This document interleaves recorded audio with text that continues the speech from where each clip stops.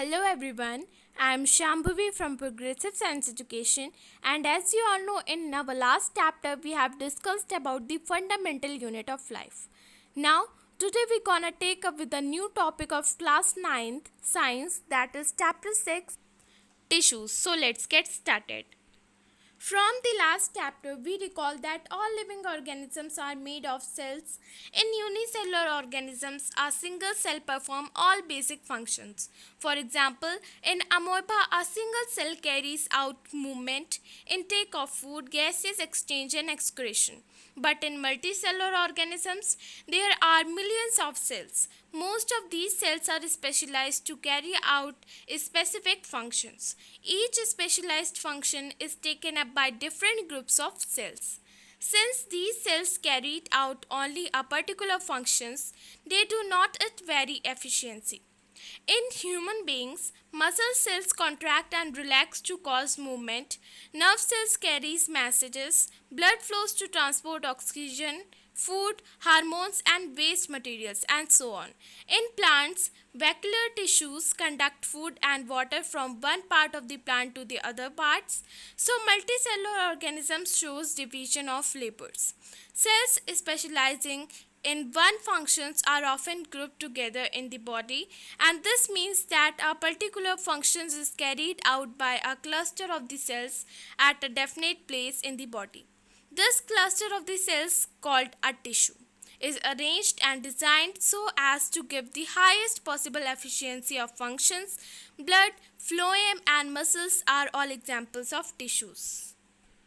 So first of all you I have to know, जैसे कि आपने लास्ट चैप्टर में पढ़ा था the fundamental unit of life, cell के बारे में पढ़ा था कि सेल की डिस्कवरी कैसे हुई, सेल की थ्योरी क्या थी, सेल का स्ट्रक्चर क्या था, जिसमें आपने सबसे पहले ये देखा कि सेल जो है सबसे छोटी लिविंग यूनिट है हर लिविंग ऑर्गेनिजम्स की। सबसे छोटी यूनिट जो होती है किसी भी लिविंग ऑर्गेनिजम्स की वो सेल होती है, चाहे वो ऑर्गेनिजम्स माइक्रोस्कोपिक हो, मैक्रोस्कोपिक हो, यूनिसेलुलर और मल्टी सेलुलर हो। सो आप कह सकते हैं सबसे छोटी लिविंग बॉडी किसी भी लिविंग ऑर्गेनिजम्स की क्या होती है, सेल। एंड आफ्टर दैट मैंने आपको बताया था जितनी भी सेल्स होती हैं उनका अलग अलग शेप होता है, अलग अलग साइज़ होता है और वो अपने स्पेसिफिक फंक्शन को परफॉर्म करती हैं। कई सारी सेल्स अकेले भी काम करती हैं और कई सारी सेल्स क्लस्टर बना के बाकी सेल्स के साथ अपना अलग अलग काम परफॉर्म करती हैं, और यू कैन से एक डेफिनेट प्लेस पे अपना अलग अलग फंक्शन परफॉर्म करती हैं। After that I was tell you that जितनी भी सेल्स होती हैं वो मिलके क्या बनाती हैं, टिश्यू बनाती हैं। जितने भी टिश्यू होते हैं वो सब मिलके क्या बनाते हैं, ऑर्गन्स बनाते हैं। जितने भी ऑर्गन्स होते हैं वो सब मिलके क्या बनाते हैं, ऑर्गन सिस्टम बनाते हैं। और जितने भी ऑर्गन सिस्टम होते हैं वो सब मिलके एक इंडिविजुअल का फॉर्मेशन करते हैं। जैसे कि आप एक एग्जाम्पल ले लीजिए एक यूनिसेलुलर ऑर्गेनिजम्स का, अमोबा। सो वो सिंगल सेल उसके अंदर प्रेजेंट होती है और वो ही सारे फंक्शन को अमोबा में परफॉर्म करती है, जैसे कि intake of food, respiratory gases, respiration, excretion, जितने भी फंक्शन होते हैं वो सारे फंक्शन को परफॉर्म करती हैं। और मल्टी सेलुलर ऑर्गेनिजम्स में जैसे आप ह्यूमन बॉडी ले लीजिए, उसमें कई सारी cells, you can say millions of cells present होती हैं, तो वो अपना अलग अलग स्पेशलाइज्ड फंक्शन को परफॉर्म करती हैं। And as I told you, जैसे जितनी भी सेल्स होती हैं वो सब अपना स्पेसिफिक फंक्शन परफॉर्म करती हैं, वैसे ही जब ये सारी सेल्स मिलके एक क्लस्टर बना देती हैं एट अ डेफिनेट प्लेस, उस क्लस्टर को बना देती हैं, तो उस क्लस्टर को हम लोग क्या कहते हैं, टिश्यू कहते हैं। सो इसीलिए हम कह सकते हैं जितनी भी सेल्स होती हैं वो सब मिलके क्या बनाती हैं, टिश्यू बनाती हैं। So I hope you all understand. So you can say that the definition of tissue is a group of cells that are similar in structure and or work together to achieve a particular function forms a tissue. That means अगर जितनी भी groups of cells हैं, means अगर जितनी भी sales हैं जो एक दूसरे से सिमिलर दिखाई देती हैं, वो सब एक क्लस्टर बना लें या एक दूसरे के साथ मिलकर काम करें, सो पर्टिकुलर फंक्शन को परफॉर्म करें, सो उन्हें हम लोग क्या कहते हैं, tissues. Now our next topic is, are plants and animals made of same types of tissue? क्या प्लांट और एनिमल्स एक ही टाइप के टिश्यू से बने हुए होते हैं? Let let us compare their structure and functions. Do plants and animals have the same structure? Do they both perform similar functions? अब हमें ये देखना है जो प्लांट्स और एनिमल्स होते हैं उनके टिश्यूज़ क्या एक जैसे होते हैं, क्या वो सिमिलर फंक्शन को परफॉर्म करते हैं? So there are noticeable differences between the two. उनके बीच में नोटिसेबल डिफरेंसेस प्रेजेंट होता है. सो प्लांट्स आर स्टेशनरी और फिक्स्ड. जैसा कि आप जानते हैं प्लांट्स स्टेशनरी होते हैं, फिक्स्ड होते हैं. दे डोंट मूव, वो मूव नहीं करते हैं. Since they have to be upright, they have a large quantity of supportive tissue. The supportive tissue generally has a dead cells. जैसे कि मैंने आपको बताया जो प्लांट्स होते हैं वो स्टेशनरी होते हैं, फिक्स्ड होते हैं, वो मूव नहीं करते हैं. इसीलिए उनको फिक्स करने के लिए कई सारे सपोर्टिव टिश्यू की ज़रूरत पड़ती है. और वो सारे सपोर्टिव टिश्यू क्या होते हैं? डेड सेल्स होते हैं. मीन्स जनरली वो लोग डेड सेल्स होते हैं. Animals on the other hand move around in search of food. जैसा कि आप जानते हैं एनिमल्स जो होते हैं वो मूव करते हैं. That means animals always moves. वो अपने फूड के लिए, मेट्स के लिए, शेल्टर के लिए हमेशा मूव करते रहते हैं. They consumes more energy as compare to plant. वो प्लांट्स की कंपेयर में ज़्यादा एनर्जी कंज्यूम करते हैं. Most of the tissues they contain are living. जितनी भी टिश्यू होती है उसमें ज़्यादा से ज़्यादा टिश्यू उनके लिविंग के लिए, मीन्स जितनी भी उनके अंदर टिश्यूज़ प्रेजेंट होती है वो लिविंग होती हैं. जैसे कि आपने प्लांट्स में देखा था ज़्यादा से ज़्यादा टिश्यू डेड सेल्स होती हैं, पर इसमें ज़्यादा से ज़्यादा टिश्यूज़ लिविंग सेल्स से बनी हुई होती हैं. Another difference between animals and plants is in the pattern of growth. अब दूसरा डिफरेंस प्लांट्स और एनिमल्स के बीच में क्या है? उनके ग्रोथ के पैटर्न का. The growth in plants is limited to certain region, while this is not so in animals. जैसे कि आप जानते हैं प्लांट्स की ग्रोथ जो है लिमिटेड है कुछ रीजन तक, while this is not so in animals. पर यह एनिमल्स के साथ नहीं होता है. There are some tissues in plants that divide throughout their life.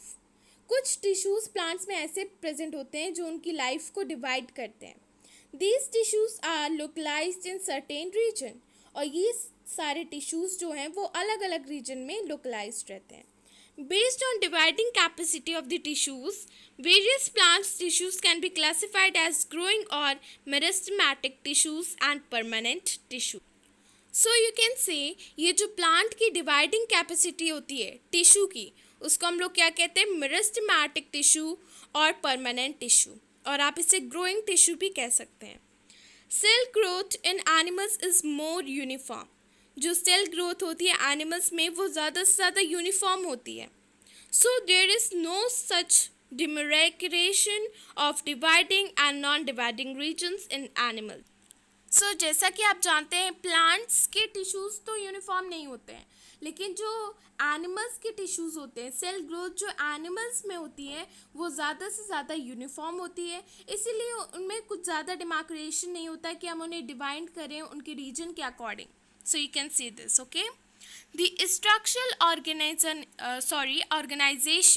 of organs and organ system is far more specialized and localized in complex animals than even a very complex plants. That means you can say जो उनका structural organization होता है organs का और organ system का, वो बहुत ही specialized होता है. You can say वो अलग होता है एनिमल्स में और प्लांट्स में. You can say they are localised in complex animals and complex plants in more specialized form. Okay, this fundamental difference reflect the different modes of life pierced by these two major groups of organisms, particularly in their different feeding methods. Means अगर आप उनके fundamental difference की बात करें जो कि plants और animals के बीच है, वो ये है कि उनका फीडिंग मेथड अलग अलग है. So also they are differently adopted for a sedentary existence. On one hand plants active locomotion, on the other animals, contributing to these differences in organ system design. और यू कैन से उनका जो adaptation होता है वो भी different तरीके से परफॉर्म होता है एनिमल्स में भी और प्लांट्स में भी. जैसे कि प्लांट्स में सेडेंटरी एक्सिस्टेंस होता है और एनिमल्स में active locomotion. Okay, it is with reference to these complex animals and plants bodies that we will now talk about the concept of the tissues in some detail. सो अब हमने reference में complex animals और plants bodies के बारे में discuss कर लिया है. अब हम बेसिकली टिश्यूज़ के बारे में डिस्कस करने जा रहे हैं. Okay, now first of all plant tissues, meristematic tissue. As you can see in this figure, growth of roots in onion bulbs. Okay, now perform some activity for this. Take 2 glass jars and fill them with water. आप 2 glasses लिए jar की और उसको water से fill up कर दीजिए. Now take 2 onion bulbs and place 1 on each jars as shown in figure 6.1. अब जैसे इस फिगर में है, 2 ऑनियन बल्ब लीजिए और आप इसे ईच जार पे इस तरीके से प्लेस कर दीजिए. Now third point, observe the growth of the roots in both the bulbs for a few days. Now आप उन्हें कुछ दिनों के लिए ऐसे ही छोड़ दीजिए और उनकी ग्रोथ को ऑब्जर्व कीजिए. Measure the length of the roots on day 1, 2 and 3. आप उनकी लेंथ को मेजर करिए पहले दिन, दूसरे दिन और तीसरे दिन. On day 4, cut the root tip of the onion bulb in jar 2 by about 1 centimeter. After this, observe the growth of the roots in both the jars and measure their length each day for 5 more days. And record the observation in tables like the table below. So, अब पहले आप उसे cut कर दीजिए, उसकी root के tip को cut कर दीजिए. उसके बाद आप उसे 5 और दिन के लिए ऐसे ही छोड़ दीजिए और उसकी मतलब जो ग्रोथ है उसकी ऑब्जर्वेशन को रिकॉर्ड करिए इस टेबल की तरह, जैसे ये टेबल में है. मीन्स पहले उसकी लेंथ रखिए, उस जार की, फर्स्ट जार की, सेकेंड जार की, day 1, day 2, day 3, day 4, day 5. Okay, now from the above observation answer the following questions. Which of the 2 onions has longer roots and why. अब इनके observation से आप कुछ क्वेश्चंस का answer दीजिए कि जितने भी 2 ऑनियंस थे उसमें से लॉन्गर रूट्स किसकी है. Do the roots continue growing even after we have remove their tip. क्या रूट्स तब भी को ग्रो कर रही थी जब हमने उनकी टिप को रिमूव कर दिया. Why would the tip stop growing in jar 2 after we cut them. और क्यों उनकी टिप काटने से, मतलब जो सेकेंड जार पे जो ओनियन बल्ब थी उसकी हमने टिप काट दी तो वो ग्रो करना स्टॉप कर गया. सो आप इन क्वेश्चंस का आंसर दीजिएगा जब आप इस एक्टिविटी को परफॉर्म करेंगे. Okay, the growth of plants occurs only in certain specific region. This is because the dividing tissues, also known as meristematic tissues, is located only at these points. Depending on the region where they are present, meristematic tissues are classified as apical, lateral, and ancillary tissues. New cells produced by meristem are initially like those of meristem itself. But as they grow and mature, their characteristics slowly change and they become differentiated as component of other tissues. So as I told you, जो growth of plants है वो certain specific region में perform होती है. ऐसा इसलिए क्योंकि जो मतलब टिश्यूज़ को हम डिवाइड करते हैं, उन डिवाइडेड टिश्यूज़ को हम लोग क्या कहते हैं, मेरिस्टेमेटिक टिश्यू. और वो कहाँ लोकेटेड होता है, उसी पॉइंट्स पे लोकेटेड होता है. So you can say this is because the dividing tissues also known as meristematic tissue and is located only at those points. Okay, depending on the region के अकॉर्डिंग अगर आप देखें वेयर दे आर प्रेजेंट, जहाँ पर वो लोग present हैं, meristematic tissues are classified as apical, lateral and intercalary. So meristematic tissues 3 parts में classified है, apical, lateral and intercalary. New cells produced by meristem are initially like those of meristem itself. जितनी भी new sales produce होती हैं meristem की help से, वो initially meristem की तरह ही होती है, इटसेल्फ मेरिस्टम ही होती हैं, you can say. But as they grow, लेकिन जैसे वो ग्रो करने लगती हैं और मैच्योर हो जाती हैं, उनकी करेक्टरिस्टिक्स स्लोली चेंज होने लगती है और वो फिर कुछ दिनों बाद टोटली डिफरेंस हो जाती है अदर टिश्यूज से, components of other tissues. Okay, so you can see this figure, here apical meristem, here intercalary meristem, and you can see here lateral meristemium. It is the location of meristematic tissues in plants. So I hope you all understands कि जो growth of plant होती है वो कुछ specific reason पे perform होती है. ये इसलिए है क्योंकि हम डिवाइडिंग टिश्यूज़ को हम लोग क्या कहते हैं, मेरिस्टेमेटिक टिश्यू कहते हैं. और ये मेरिस्टेमेटिक टिश्यूज़ जो है कुछ मतलब सर्टेन पॉइंट्स पे लोकेटेड होता है. और मतलब इनको हम 3 रीजन में अगर डिवाइड करते हैं, जैसे कि आप देख रहे हैं कुछ पॉइंट्स पे ये मेरिस्टेमेटिक 3 पार्ट्स में क्लासिफाइड है. सो आप देख रहे हैं लेटरल मेरिस्टियम और इंटरकैलरी मेरिस्टियम और एपिकल मेरिस्टियम. ये खुद भी एक मेरिस्टियम ही होती हैं, लेकिन जैसे जैसे ये ग्रो करने लगती हैं ये स्लोली चेंज होने लगती हैं और कुछ दिनों बाद इनमें बहुत ही ज़्यादा डिफरेंस आ जाता है. Now, apical meristemium is present at growing tip of the stem and roots and increase the length of the stem and the roots. जो apical meristemium होती है वो कहाँ present होती है, tip of the stem. Stem की tip पे present होती है and the roots and increases the length of the stem. और ये स्टेम की लेंथ को इंक्रीज करने में हेल्प करती है और ये स्टेम की टिप पे और रूट्स में प्रेजेंट होती हैं. The girth of the stems और roots increases due to lateral meristemium.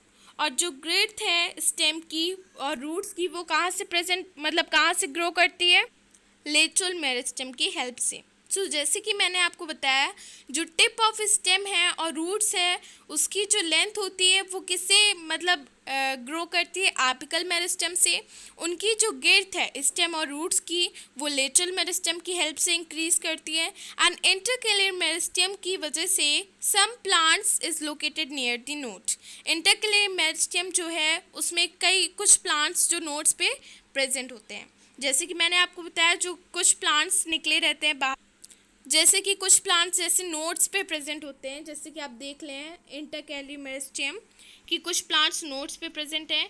और आप लेटरल मेरिस्टेम देख रहे हैं कि इसकी जो गिर्थ होती है वो इससे बढ़ती है स्टेम की और रूट्स की, और इसकी जो हाइट है वो एपिकल मेरिस्टेम से बढ़ती है. Okay.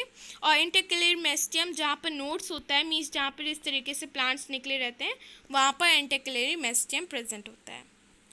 As the cells of meristematic tissues are very active, they have dense cytoplasm, thin cellulose walls, and prominent nuclei. They lack vacuoles. जो सेल्स हैं मेरिस्टेमेटिक टिश्यू की वो बहुत ही एक्टिव होती हैं, उनका डेंस साइटोप्लाज्म होता है, थिन सेलुलोज वॉल्स होती हैं और प्रोमिनेंट न्यूक्लियाई होती है. उनके अंदर वैक्यूल की कमी होती है, lack vacuole. Can we think why they would lack vacuoles. So आप क्या सोच सकते हैं कि उनके अंदर वैक्यूल्स की कमी क्यों होती है.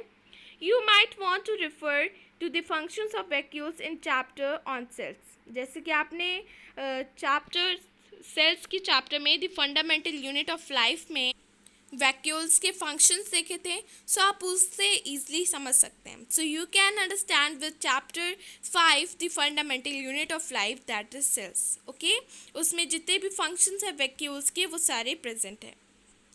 सो यू कैन से जितनी भी मेरिस्टेमेटिक टिश्यू की सेल्स होती हैं वो बहुत ही एक्टिव होती हैं, उनका डेंस साइटोप्लाज्म होता है, थिन सेलुलोज वॉल्स होती हैं और प्रोमिनेंट न्यूक्लियाई होती है. उनके अंदर वैक्यूल की कमी होती है और ये आप 5 chapter the fundamental unit of life में देख सकते हैं because there are the function of the vacuoles is present. Okay. Now our next topic is permanent tissues. What happened to the cell formed by meristematic tissue? They take up a specific role and lost the ability to divide. क्या होता है जब cell formation meristematic tissue में होता है? They take up specific role, वो अपना specific role perform करते हैं और अपनी एबिलिटी डिवाइड होने की एबिलिटी को लॉस कर देते हैं. As a result they form a permanent tissue और इसी रिजल्ट में वो एक परमानेंट टिश्यू का फॉर्मेशन करते हैं. This process of taking up a permanent shape, size and a function is called differentiation. इस प्रोसेस में वो परमानेंट शेप ले लेते हैं, परमानेंट साइज ले लेते हैं और उनका फंक्शन भी मतलब परफॉर्म करते हैं एंड इज कॉल्ड डिफ्रेंशिएशन. और इसी को हम लोग क्या कहते हैं, differentiation. Differentiation leads to the development of various types of permanent tissues. और डिफ्रेंशिएशन जो होता है वो कई सारे डिफरेंट टाइप्स के परमानेंट टिश्यू को डेवलप करने में हेल्प करता है. सो परमानेंट टिश्यू क्या होता है, परमानेंट टिश्यू तब होता है जब हम कई सारी सेल का फॉर्मेशन करते हैं मेरिस्टेमेटिक टिश्यू में, और जितनी भी सेल्स होती हैं वो स्पेसिफिक रोल को परफॉर्म करती हैं, लेकिन अपने डिवाइड होने की एबिलिटी को लॉस कर देती हैं, और इसी रिजल्ट में वो परमानेंट टिश्यू का फॉर्मेशन करती हैं, और इस प्रोसेस में वो परमानेंट शेप ले लेते हैं, साइज ले लेते हैं और फंक्शन करते हैं। इसी को हम लोग क्या कहते हैं, डिफ्रेंशिएशन। और इस डिफ्रेंशिएशन में कई सारे अलग अलग टाइप के परमानेंट टिश्यू का डेवलपमेंट होता है। Now as you can see this figure, section of stem, okay, here cuticle is present, here epidermis present in both, and here collenchyma, here parenchyma, here phloem, here xylem, and here vesicle bundle, okay. It is the figure of section of stem, okay. I hope you all understand this topic.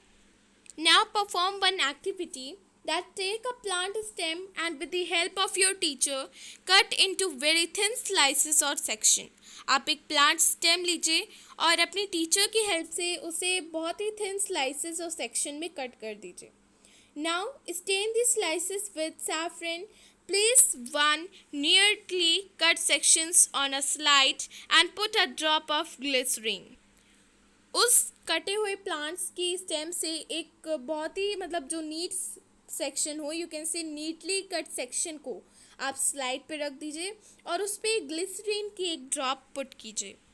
Cover with a cover slip and observe under a microscope. उसे आप cover slip से cover कीजिए और उसे microscope के under observe कीजिए. Observe the various types of cells and their arrangement. Compare it with figure.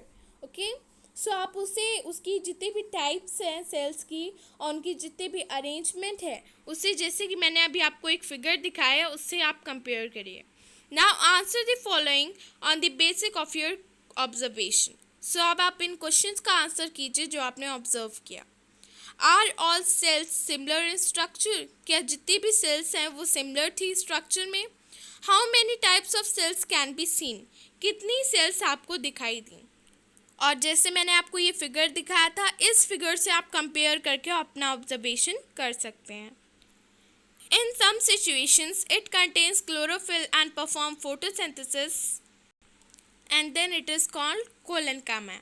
सो अभी जैसे मैंने आपको जो फिगर दिखाया उसके जितने भी पार्ट्स हैं आप उनके पार्ट्स की डेफिनेशन भी अभी देखेंगे. जैसे मैंने अभी आपको कोलेनकामा के बारे में एक इंट्रो दिया छोटा सा, अभी आप उसके बारे में और ज़्यादा डिस्कस करेंगे. नाउ अब आप अपना थर्ड पॉइंट देखिए, that can we think of the reasons why there would be so many types of cells. So क्या आप इस रीजंस के बारे में सोच सकते हैं कि क्यों हमारे पास इतनी अलग अलग टाइप्स ऑफ सेल्स हैं. We can also try to cut sections of the plants roots. क्या हम जो प्लांट्स की रूट्स है उसके सेक्शन को भी कट कर सकते हैं. We can even try cutting sections of the roots and stem of different parts. Okay, so if you want आप किसी भी सेक्शन को कट करके इस एक्टिविटी से ऑब्जर्व कर सकते हैं. Now our next topic is simple permanent tissues. A few layers of cells beneath the epidermis are generally simple permanent tissues. Parenchyma is most common simple permanent tissues and it consists of relatively unspecialized cells with thin cell walls.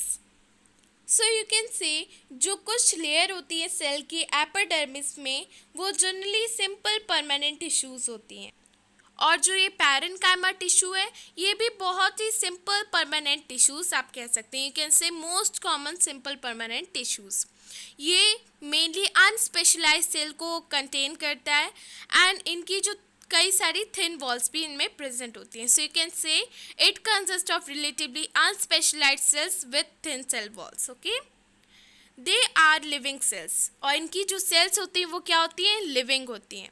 They are usually loosely arranged, thus large spaces between cells, intercellular spaces, are found in these tissues.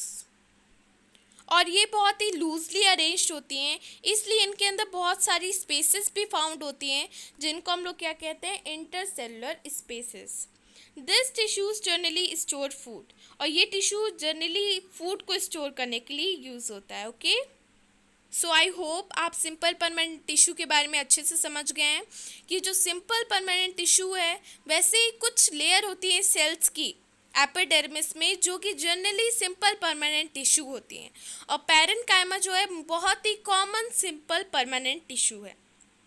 इसके अंदर relatively अनस्पेशलाइज्ड cell जो है thin walls के साथ present होती हैं, और ये लिविंग सेल्स कंटेन करता है। ये बहुत ही लूजली अरेंज होता है, इसीलिए इसके अंदर बहुत सारी इंटरसेलुलर स्पेसेस फाइंड आउट की गई हैं। मीन्स कई सारी स्पेसेस प्रेजेंट होती हैं इस टिश्यू के अंदर, और ये टिश्यूज जनरली फूड को स्टोर करने के लिए यूज़ किया जाता है। Okay, I hope you all understand this topic very clearly. Now, in some situations, it contains chlorophyll and perform photosynthesis. कुछ सिचुएशन में ये क्लोरोफिल भी कंटेन करता है और फोटोसिंथेसिस को परफॉर्म करता है, and then it is called chlorenchyma. और जब ऐसा होता है तब उसे हम लोग क्या कहते हैं? क्लोरेनकाइमा। इन एक्वेटिक प्लांट्स, जो एक्वेटिक प्लांट्स मीन्स जो पानी वाले प्लांट्स होते हैं, large air cavities are present in parenchyma to help them float. और उसके अंदर क्या होता है? बहुत ही ज़्यादा एयर कैविटीज़ प्रेजेंट होती है पैरेन्काइमा में, जो कि उस प्लांट को फ्लोट करने में हेल्प करती है। Such a parenchyma type is called aerenchyma. और इस टाइप के पैरेन्काइमा को हम लोग क्या कहते हैं? Aerenchyma. Now the flexibility in plants is due to the another permanent tissues. और ये जो फ्लेक्सिबिलिटी होती है प्लांट में, ये कुछ और परमानेंट टिश्यूज़ की वजह से होती है, दैट इज कॉलेनकाइमा।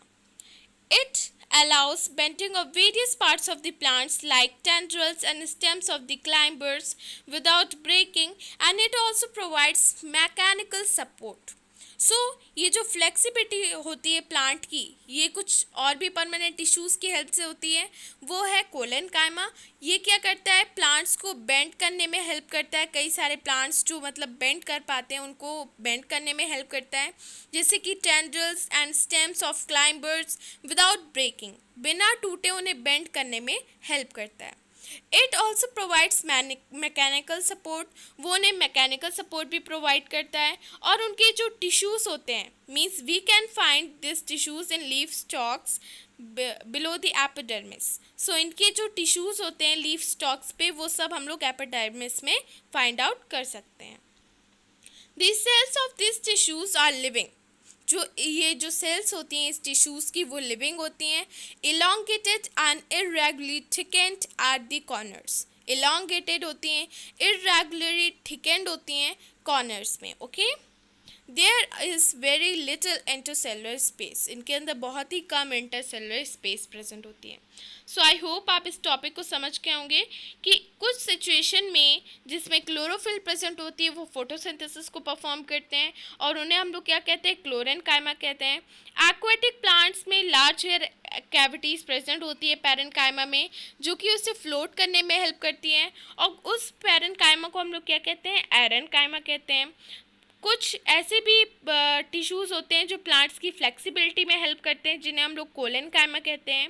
ये प्लांट्स को बेंड करने में हेल्प करते हैं, जैसे कि टेंड्रिल्स और स्टेम्स ऑफ क्लाइंबर्स, जिससे वो टूटे ना और बेंड भी हो पाएँ। ये कई सारा मैकेनिकल सपोर्ट भी प्रोवाइड करता है, और ये टिश्यूज़ को मतलब इसके जो टिश्यूज़ होते हैं, लीफ स्टॉक्स होती हैं एपिडर्मिस में, हम लोग इसे देख सकते हैं।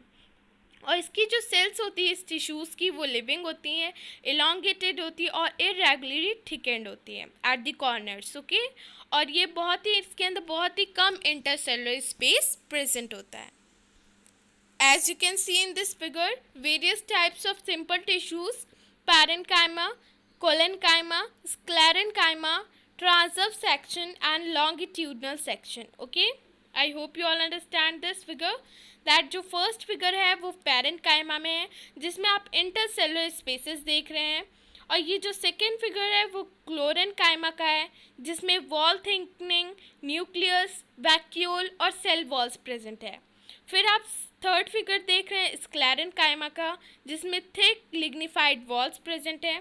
और फोर्थ फिगर जो आप ये देख रहे हैं सी का सेकेंड पार्ट, वो पहला पार्ट जो है वो ट्रांसवर्स सेक्शन का है और सेकेंड पार्ट लॉन्गिट्यूडनल सेक्शन का है। ओके, और ये दोनों ही स्क्लेरेनकाइमा है।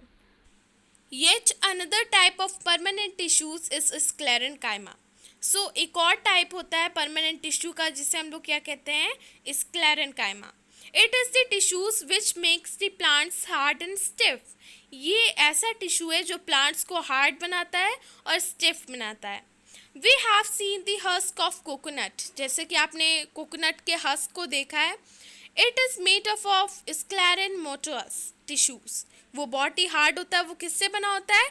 Sclerenchymatous tissues. The cells of this tissues are dead. इसकी जो सेल्स होती हैं इस टिश्यूज की, वो डेड होती हैं। They are long and narrow as the walls are thickened due to lignin. ये बहुत ही लॉन्ग होता है, नैरो होता है, क्योंकि इसकी जो वॉल्स होती हैं बहुत ही थिक होती हैं और लिजन होती हैं। Often these walls are so thick that there is no internal space inside the cells. So ये बहुत ही thick होती हैं ये cells, इसीलिए कोई भी internal space इनके अंदर present नहीं होती है। जैसे कि अभी आपने फिगर में देखा ही था सी पार्ट में। This tissues is present in stems, around vacuolar bundles in the veins of the leaves and in the hard covering of the seeds and nuts, and it provides strength to the plant's parts. ये tissues कहाँ present होते हैं? Stem में present होते हैं, vacuolar bundles में, in the veins of leaves and in the hard covering of seeds and nuts. और ये क्या प्रोवाइड करते हैं? प्लांट्स पार्ट्स को स्ट्रेंथ प्रोवाइड करते हैं, हार्डनेस प्रोवाइड करते हैं। Okay, now here is some activity. Perform this activity. Take a freshly plucked leaf of royo. Stretch and break it by applying pressure. While breaking it, keep it stretched gently so that some peel or skin project out from the cut. आप एक freshly plugged रायो की leaves लीजिए, उसे stretch करिए, break करिए pressure apply करके, and while breaking it इसे स्ट्रेच करे रहिएगा और जेंटली धीरे धीरे से स्लो डाउन करिएगा, एंड सम पील और skin project out from the cut, जिससे आप जो पील प्रेजेंट है और जो स्किन प्रेजेंट है उसे आप प्रोजेक्ट आउट कर पाएँ, कट कर पाएँ। मतलब उस कट में जिसको आपने कट किया है उसमें से प्रोजेक्ट आउट कर पाएँ। Remove this peel and put it in the petri dish filled with water. आप इस पील को रिमूव करिए और उसे पेट्री डिश फील्ड विद जो कि वाटर से भरा हुआ है उसमें आप रख दीजिए। Add a few drops of saffron. आप उसमें कुछ ड्रॉप सैफरन की भी डालिए। Wait for a couple of minutes and then transfer it on to a slide. कुछ मिनट के लिए आप रुकिए, उसके बाद उसे स्लाइड में ट्रांसफ़र कर दीजिए। Gently place a cover slip over it. आप एक कवर स्लिप डालिए उसके ऊपर, उसे कवर कर दीजिए। Observe under microscope. अब माइक्रोस्कोप के अंदर ऑब्जर्व कीजिए। Okay, now see this figure. ये फिगर आप देख रहे हैं गार्ड सेल्स की और एपिडर्मिस सेल्स की, और ये जो फिगर है वो स्टोमा और गार्ड सेल्स की है, जो कि हमें सरफेस पे जो दिखाई दे रहा है। It is guard cells and epidermis cells, lateral view and surface view. I hope you all understand this figure. Okay, now what you observe in the outermost layer of the cells called epidermis. So आपने क्या observe किया कि जो outer most layer थी cell की उसे हम लोग क्या कहेंगे? Epidermis. The epidermis is usually made of single layer of the cell. और एपिडर्मिस जो होती है वो मेनली सिंगल लेयर से बनी होती है सेल्स की। In some plants living is very dry habitats. कुछ प्लांट्स में जो बहुत ही ड्राई हैबिटेट में वो प्लांट्स लिविंग होती है। The epidermis may be thicker since protection against water loss and critical.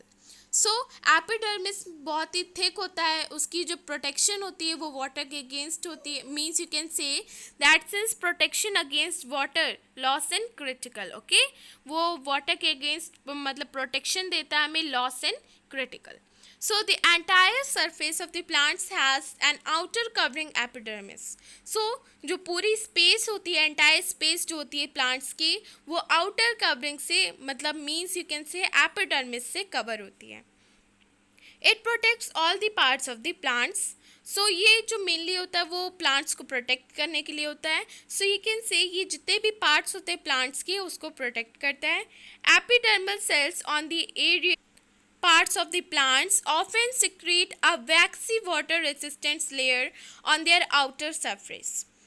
Their aids is protection against loss of the water, mechanical injury, invention by plastids fungi. Okay, so you can say ये जो epidermis sales होती हैं वो mainly plants में जो secretion part होता है, secretion of वैक्सी, वहाँ पर प्रेजेंट होती हैं। वाटर रेसिस्टेंट लेयर में प्रेजेंट होती हैं ऑन देयर आउटर सरफेस, और ये मेनली प्रोटेक्शन के लिए यूज़ होती हैं, लॉस ऑफ वाटर के अगेंस्ट, मीन्स इसे प्रोटेक्ट करते हैं कि वाटर ज़्यादा लॉस ना हो, मैकेनिकल इंजरी के लिए, इन्वेंशन बाय पैरासाइट्स फंगी के लिए, and since it has a protective role to play, so आप कह सकते हैं ये बहुत ही प्रोटेक्टिव रोल प्ले करती है प्लांट्स के लिए। Cells of epidermal tissues forms a continuous layer without intercellular spaces.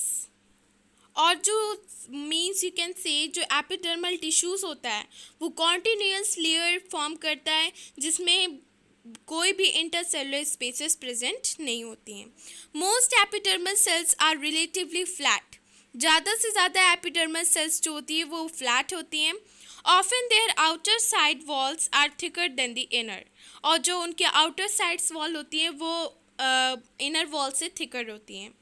We can observe the small pores here and there is a epidermis of the leaves and these pores are called stoma. जैसे मैंने आपको figure बताया था कि उसमें मैंने आपको stoma बताया था फिगर 6.5 में। Let's see this figure, this is the figure, okay, जिसमें आप देख रहे हैं यहाँ पे स्टोमेटा प्रेजेंट है, और जो स्टोमेटा है वो किडनी शेप का होता है। You know that stomata are enclosed by 2 kidney shaped cells, जिसको हम जो किस लिए होता है वो you can say that kidney shaped cells को हम लोग क्या कहते हैं, गार्ड सेल्स, और they are necessary for exchanging gases with the atmosphere, और मेनली वो इसलिए होता है जिससे हम गैसेस एक्सचेंज कर सकें एटमॉस्फेयर में।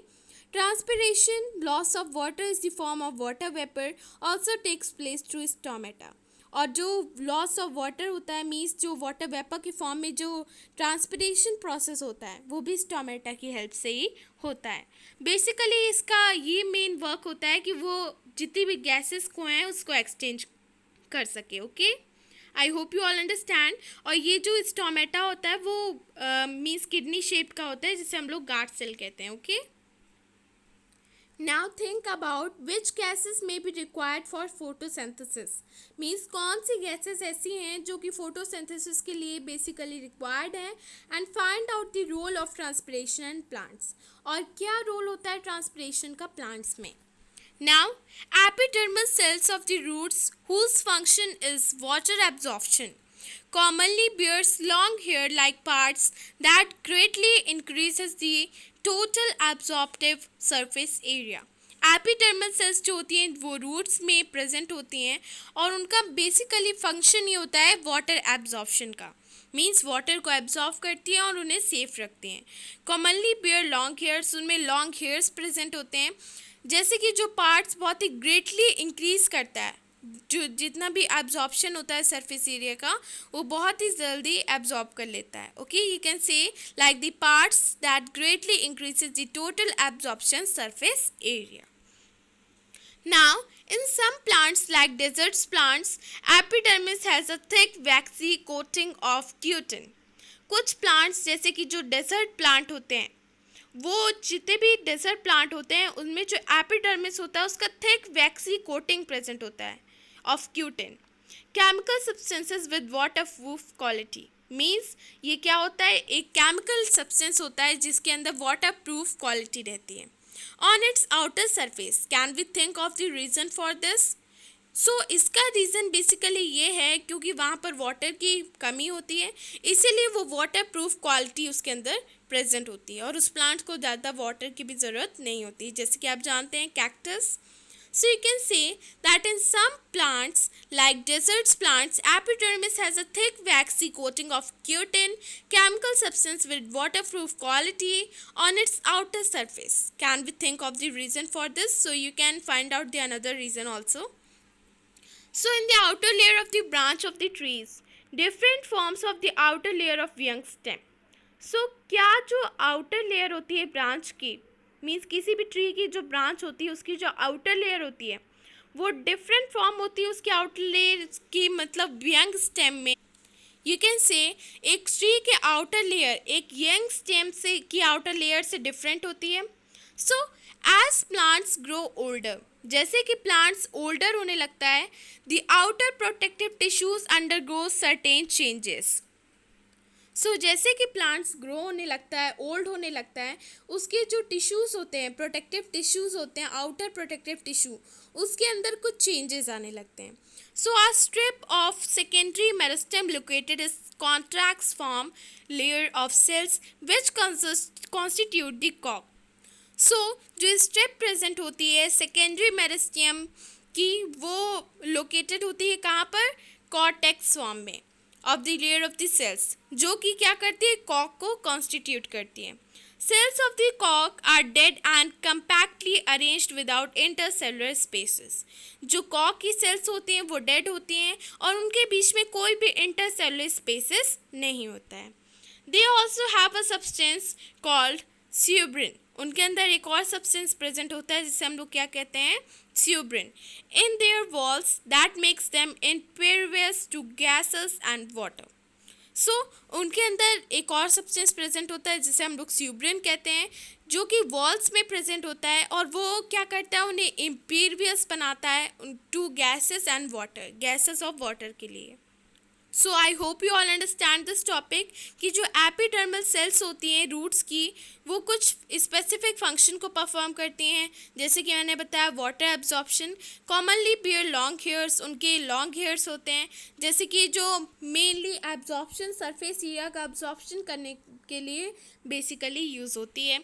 कुछ प्लांट्स जैसे कि डेजर्ट प्लांट्स होते हैं, उनकी जो एपिडर्मिस होती है वो थिक वैक्सी कोटिंग से होती है, जो कि क्यूटिन प्रेजेंट होती है उसमें, और उनके अंदर एक केमिकल सब्सटेंस होता है वाटर प्रूफ क्वालिटी वाला, जो कि आउटर सरफेस में प्रेजेंट होता है, और इसका reason you can find out with yourself. Okay, so इसकी जो आउटर लेयर होती है किसी भी ब्रांच की ट्री से, सो क्या उसकी आउटर लेयर किसी यंग स्टेम से अलग होती है? सो इसके बारे में जैसे कि आपने देखा कि जो प्लांट्स जैसे कि ओल्ड होने लगता है, उसकी जो आउटर प्रोटेक्टिव टिश्यूज़ हैं उसके अंदर कुछ चेंजेस आने लगते हैं। उनकी जो स्ट्रिप है उसकी सेकेंडरी मेरिस्टियम, जो कि कॉन्ट्रैक्ट्स फॉर्म में लोकेटेड होती है, उनकी जो लेयर होती है विच कॉन्स्टिट्यूट द कॉक, वो क्या करती है? कॉक का फॉर्मेशन करती है। और जो सेल्स की कॉक जो होती है, जो कॉक का फॉर्मेशन हुआ, वो कॉक डेड होती है और कंपैक्टली अरेंज्ड होती है, मतलब उनके अंदर कोई भी इंटरसेलुलर स्पेसेस प्रेजेंट नहीं होती है, जिसका फिगर मैं अभी आपको दिखाऊंगी। So first of all you have to know that what it is. Okay, they have a substance, उनके अंदर एक और सब्सटेंस प्रेजेंट होता है जिसे हम लोग क्या कहते हैं? स्यूब्रिन कहते हैं, और जो कि बेसिकली उसे इम्पीरियस बनाता है उन गैसेस ऑफ वाटर के लिए। Okay, now see this figure, this is a figure of protective tissues. जैसे कि मैंने आपको कॉक सेल्स के बारे में बताया कि उनके बीच में कोई भी इंटरसेलुलर स्पेसेस प्रेजेंट नहीं होती हैं। सो जैसे कि आप इस फिगर में देख ही पा रहे हैं, इनके बीच में कोई भी इंटरसेलुलर स्पेसेस प्रेजेंट नहीं है। और आप ये रेपिटेड एपिडर्मिस भी देख पा रहे हैं, that here is present repeated epidermis. Okay, I hope you all understand this figure. इस फिगर की हेल्प से जो भी मैंने आपको बताया आप वो ईजिली अंडरस्टैंड कर सकते हैं। Okay, now our next topic is complex permanent tissues. The different types of tissues we have discussed until now are all made of one type of cells which look like each other. जैसे कि हमने अभी different types of tissues के बारे में discuss किया, वो जितने भी होते हैं वो एक ही टाइप ऑफ सेल से बने हुए होते हैं, जो कि एक दूसरे की तरह ही दिखाई देते हैं। Such tissues are called simple permanent tissues. ऐसे टिश्यूज़ को हम लोग क्या कहते थे? सिंपल परमानेंट टिश्यूज़ कहते थे। Yet another type of permanent tissues is complex tissues. Now अब हम एक और टाइप ऑफ टिश्यू के बारे में पढ़ेंगे, एक परमानेंट टिश्यू के बारे में, जो कि है complex permanent tissues. Complex tissues are made of more than one type of cells. All these cells coordinate to perform a common functions. So, जो ये कॉम्प्लेक्स टिश्यू होती है वो अलग अलग टाइप ऑफ टिश्यू से, मीन्स यू कैन से अलग अलग टाइप ऑफ सेल से बनी हुई होती है, और ये जितनी भी सेल्स होती हैं वो कोऑर्डिनेट होती हैं और कॉमन फंक्शन को परफॉर्म करती हैं। ओके, मीन्स वो इसलिए कोऑर्डिनेट होती हैं जिससे वो कॉमन फंक्शंस को परफॉर्म कर सकें। जाइलम एंड फ्लोएम के बारे में तो आप जानते ही हैं, are the examples of some such common tissue, you can say complex tissues, okay. So ये जो जाइलम और फ्लोएम होता है वो कुछ एग्जाम्पल है कॉम्प्लेक्स टिश्यूज का।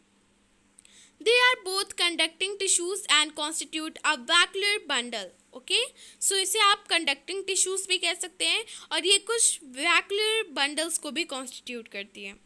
Now vascular tissue is a distinctive feature of complex plants.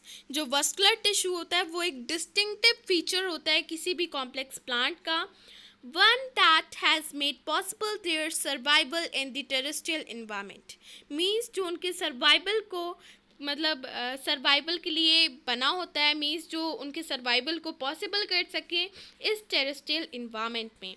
सो जैसे कि मैंने आपको फिगर 6.3 में दिखाया ही था सेक्शन ऑफ स्टेम का, can you see different types of cells in the vascular bundle, उसमें आपने देखा था कुछ different types of section present थे उसकी स्टेम में, जो कि कई सारे you can say different types of cells का फॉर्म आप देख रहे थे उस फिगर में इन दी वस्कुलर बंडल, अगर आपने उस फिगर में क्लियरली देखा होगा। Now xylem consists of tracheids, vessels, xylem, parenchyma in the figure of 6.7 ABC and xylem fibers. Trachea and vessels have thick walls and many are dead cells when mature. Okay?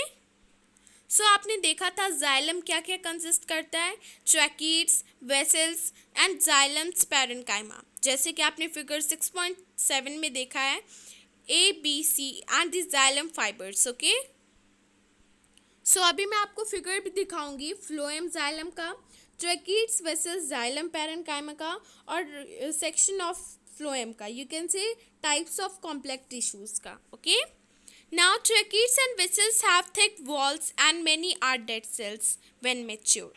जो tracheids और vessels हैं उनके पास बहुत ही thick walls present होती हैं, वो may be dead हो जाती हैं जब वो मैच्योर होती हैं। Tracheids and vessels are tubular structure, जो ट्रैकीड्स और वेसल्स होता है उसका स्ट्रक्चर कैसा होता है, tubular structure, tube like structure होता है। This allows them to transport water and minerals vertically, और ये उन्हें क्या करता है, वाटर और मिनरल्स को ट्रांसपोर्ट करने में हेल्प करता है vertically. The parenchyma stores food and xylem fibres are mainly supportive in functions. जो पैरेन्काइमा होता है वो फूड को स्टोर करने के लिए यूज़ होता है, और जो जाइलम होता है वो कई सारे सपोर्टिव फंक्शन को परफॉर्म करने के लिए यूज़ होता है। Now phloem is made up of 5 types of cells. So जो फ्लोएम होता है वो 5 टाइप्स ऑफ सेल्स से बना होता है, sieve cells, sieve tubes, companion cells, phloem fibers and the phloem parenchyma। जैसे कि मैं अभी आपको फिगर 6.7 में दिखाऊंगी। sieve tubes are tubular cells with performed walls. Phloem transports food from leaves to the other parts of the plants. Except phloem fibers, other phloem cells are living cells.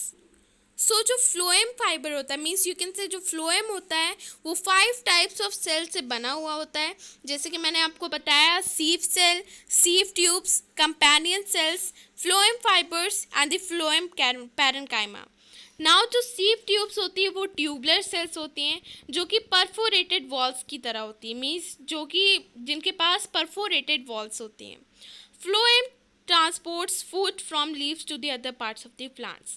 Phloem क्या करता है, food transportation करता है leaves से other parts of plants तक। Okay, phloem fibre को छोड़ के जितनी भी फ्लोएम सेल्स होती हैं वो सब लिविंग होती हैं।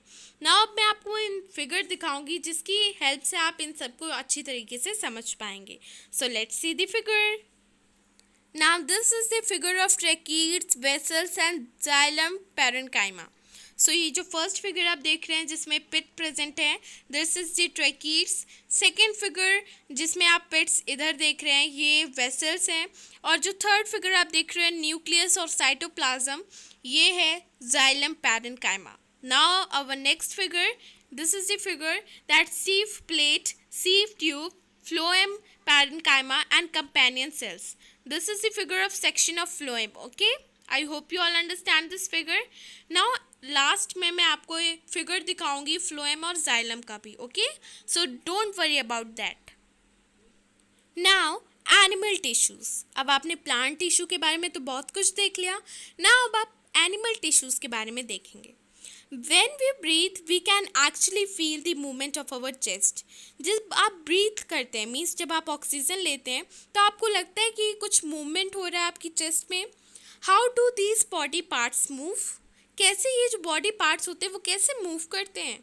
For this we have specialised cells called muscle sales.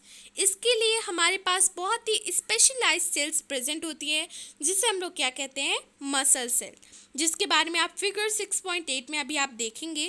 First of all understand this, okay?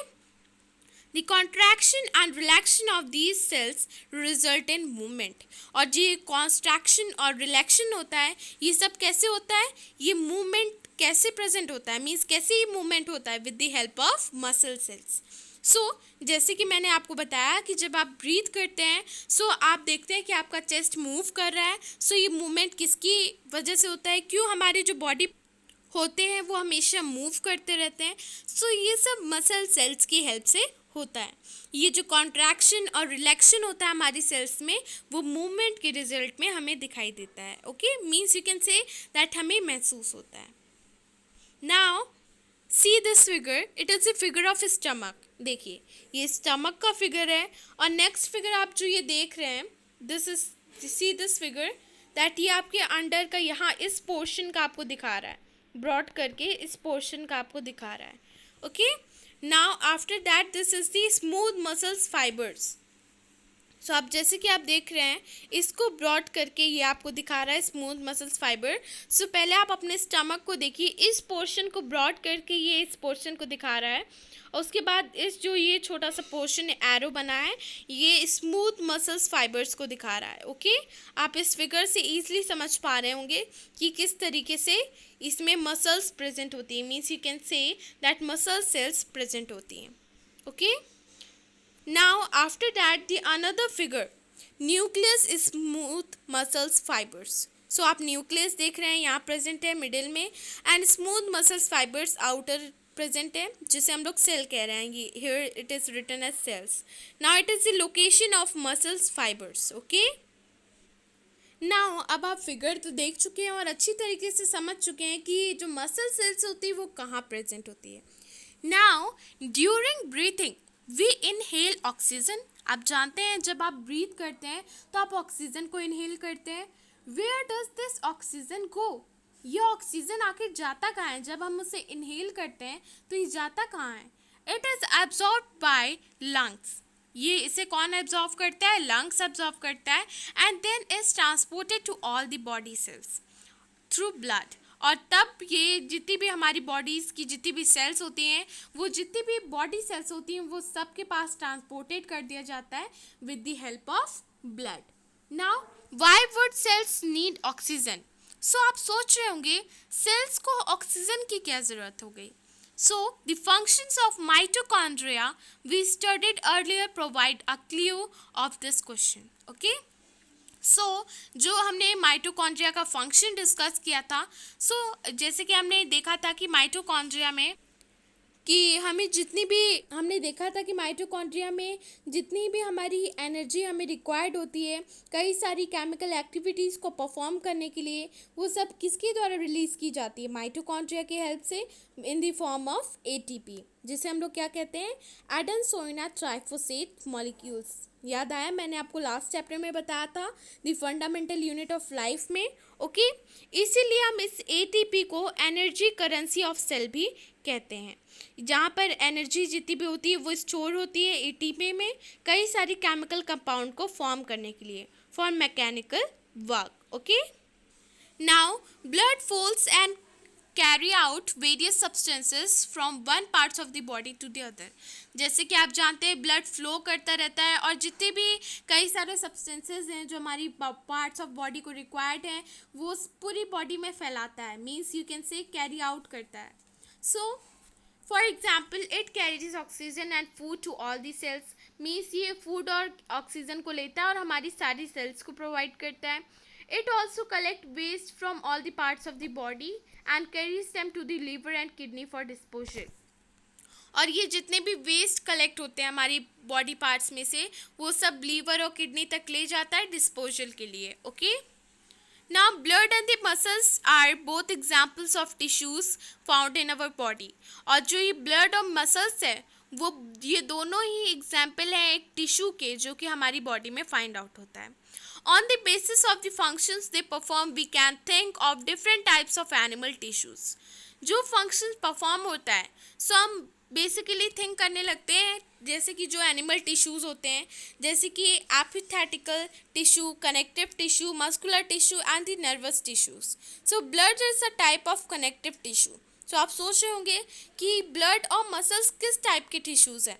So blood जो है वो कनेक्टिव टिश्यूज़ है और जो मसल्स मैंने आपको बताया वो मस्कुलर टिश्यू है. Okay. Now we are going to discuss about epithelial tissue. So, the covering or the protective tissues in the animal's body are epithetical tissue. So, जो covering होती है और जो protective tissue होता है animal body में, वो क्या होता है? Epithetical tissue. Epithetical covers most organs and cavities within the body. Epithelium जो होता है वो कई सारे organs को, cavities को cover करता है हमारी body में. It also forms a barrier to keep different body systems separate. और ये कई सारे बैरियर का फॉर्मेशन भी करता है हमारी जितनी भी डिफरेंट सिस्टम है हमारी बॉडी में उन्हें सेपरेट करने के लिए. The skins, the lining of the mouth and the lining of the blood vessels, lungs, alveoli and the kidney tubules all are made up of epithetical tissue. सो जो हमारी skin है, जो लाइन है हमारी माउथ में और जो लाइनिंग है ब्लड वेसल्स में, जो लंग्स एवॉयली है और जो किडनी ट्यूबल्स है, ये सब किससे बने हैं? एपिथेटिकल टिश्यू से. Now, epithetical tissue cells are tightly packed and form a continuous sheet. Epithelial tissue जो है वो टाइटली पैक्ड होता है, मीन्स ये टाइटली पैक्ड होता है और किसका फॉर्मेशन करता है? कॉन्टिन्यूस शीट का. Now they have only a small amount of connecting material between them and almost no intercellular space. इनके बीच में कुछ small amount में सैनमेटिंग टिश्यू, यू कैन से समेटिंग मटेरियल प्रेजेंट होता है और इनके बीच में बिल्कुल भी इंटरसेलुलर स्पेसेस प्रेजेंट नहीं होते हैं. सो ऑब्वियसली एनीथिंग एंटरिंग और leaving the body must cross at least one layer of epithelium. So obvious सी बात है कोई भी चीज़ अगर एंटर करेगी और लीव करेगी हमारी बॉडी से, so at least one layer of epithelium से तो क्रॉस करेगी. So as a result the permeability of the cells of various epithelia play an important role in regulating the exchange of material. So as a result हम कह सकते हैं ये जो एपिथेटिकल tissue, ये कैन से एपिथेटिकल टिश्यूज़ है, ये बहुत ही इम्पॉर्टेंट रोल प्ले करता है एक्सचेंजेस ऑफ मटेरियल को रेगुलेट करने के लिए. Okay. In regulating of exchanges of materials between the body and the external environment and also between the different parts of the body. Now, regardless of the type, all epithelium is usually separated from the underlying tissues by an extracellular fibrous basement membrane. So, epithelium tissue जो है वो usually separate किया गया है underlying tissue से by extracellular fibrous basement membrane. So, different epithelia shows differing structures that correlate with their unique functions.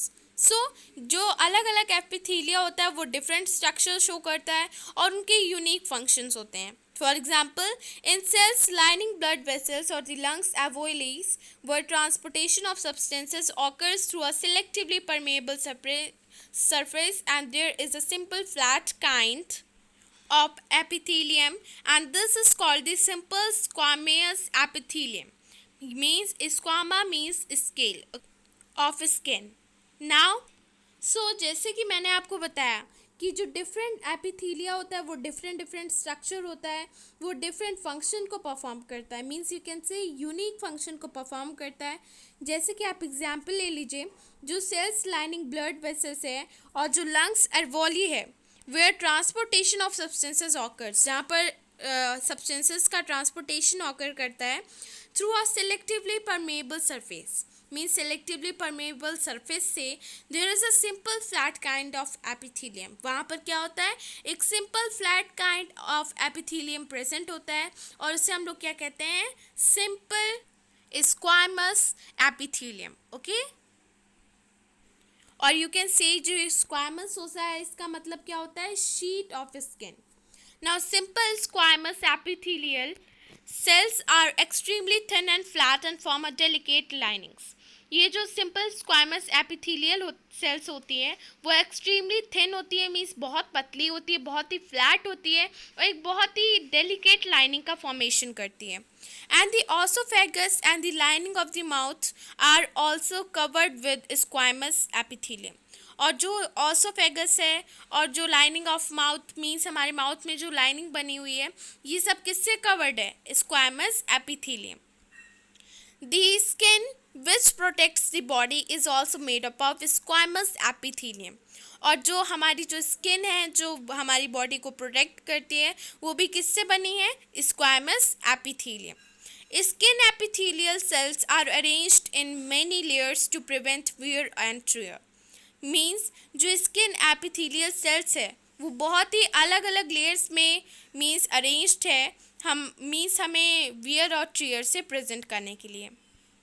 Since they are arranged in the pattern of layers, means क्योंकि वो pattern of layers के form में arranged हैं, the epithelium is called stratified squamous epithelium. Okay, इसीलिए हम epithelium को क्या कहते हैं, stratified squamous epithelium. Now, where absorption and secretion occur as in the inner lining of the intestine.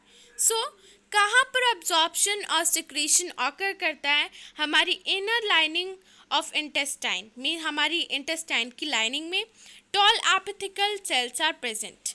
Means वहाँ पर क्या present होती है, tall apical cells. So, you can say that जो absorption और secretion होता है जो हमारी इंटेस्टाइन में means inner lining of intestine में ऑकर करता है, वहाँ पर क्या प्रेजेंट होती है, tall epithelial cells. Now this columnar meaning pillar like epithelium facilities movement across the epithelial barrier. So ये जो कॉलमर मीन्स जो पिलर लाइक स्ट्रक्चर जो है एपिथेटिकल फैसिलिटीज़ का, you can say epithelium facilities movement का, वो क्या करता है, मीन्स यू कैन से वो कहाँ पर प्रेजेंट होता है, across the epithelial barrier. So in the respiratory tract the columnar epithelial tissues also have cilia. So respiratory tract में जो कॉलमिनर एपिथेलियल टिश्यूज है वो उसमें क्या होता है, साइला भी प्रेजेंट होता है. So which are hair-like projection on the outer surface of epithelial cells, जो कि hair-like projection होता है जिसका on the outer surface of epithelial cells. Now these cilia can move, means ये move भी कर सकते हैं and their movement passes the nucleus forward to clear it. Okay, and this type of epithelium is the ciliated columnar epithelium. ये जो साइला होता है वो हम जैसे कि मैंने आपको बताया वो मूव करता रहता है और इनके मूवमेंट क्या करते हैं, मस्कस को फॉरवर्ड की तरफ मतलब आगे की तरफ मूव करते हैं टू क्लियर इट, इसे क्लियर करने के लिए. ये जो टाइप है एपिथेलियम का इसे हम लोग क्या कहते हैं, इसीलिए ciliated columnar epithelium. Okay, I hope you all understand this topic very clearly. This topic is very interesting क्योंकि इसमें बेसिकली आपको डिफरेंट टाइप्स बताया गया है एपिथेलियल टिश्यू का. Okay, now cuboidal epithelium which cube-like cells, cube-shaped cells, forms the lining of kidney tubules and ducts of salivary glands. सो जो cuboidal epithelium होता है जो जिसका शेप क्यूब शेप्ड सेल्स की तरह होता है वो क्या करता है, किडनी में लाइनिंग का फॉर्मेशन करता है, मीन्स लाइन बनाता है, and ducts of salivary glands where it provides mechanical support, जहाँ पर ये क्या हमें प्रोवाइड करता है, mechanical support. Now, epithelial cells often acquires additional specialization as gland cells. So जो epithetical cells होती हैं सो यू कैन से ये जो एपिथेटिकल सेल्स होती हैं वो कुछ एडिशनल स्पेशलाइजेशन हमें प्रोवाइड करते हैं, जैसे कि आप जानते हैं gland cells which can secrete substances as a epithelial surface, जो कि कुछ सब्सटेंसेस को सिक्रीट करता है जैसे कि एपिथेटिकल सरफेस, मतलब एपिथेटिकल सरफेस पे ही सिक्रीट करता है. Now sometimes a portion of the epithelial tissues folds inwards, means कभी कभार कुछ पोर्शन एपिथेलियल टिश्यू का इनवर्ड्स की तरफ मतलब अंदर की तरफ फोल्ड हो जाता है and a multicellular glands is form. और किसका फॉर्मेशन होता है? मल्टीसेलुलर ग्लैंड्स का.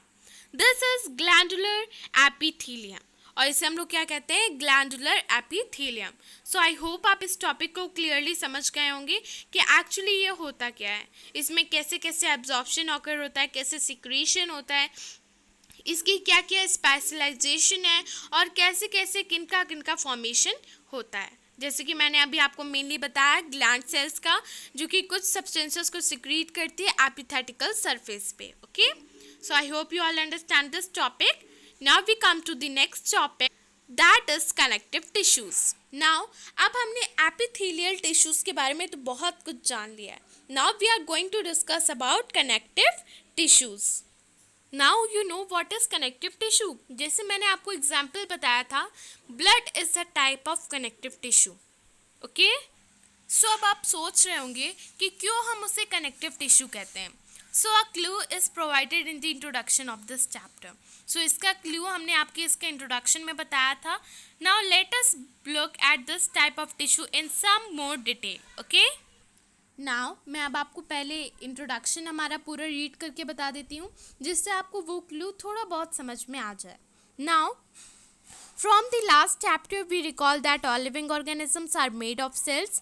In unicellular organisms, a single cell performs all the basic functions.